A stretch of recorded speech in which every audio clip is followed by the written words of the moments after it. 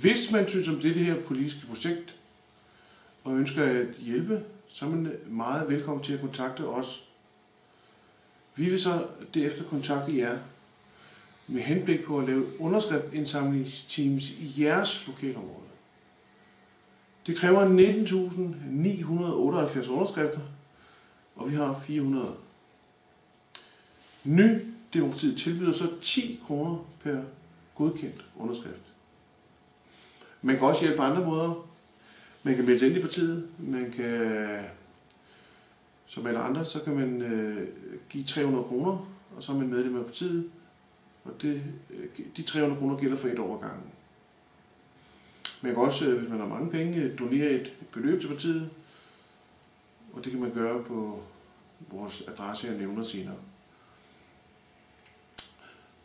Sidst og bedst, det er, at man kan også afgive sin underskrift til det kommende folketingsvalg. Og der kan man igen sende sin adresse, og vi kontakter jer efterfølgende på kontakt@nydemokratiet.dk. Man kan også sms'e sin adresse til 27 24 29 57. På forhånd sagt, der er 1 år til valget. Farvel.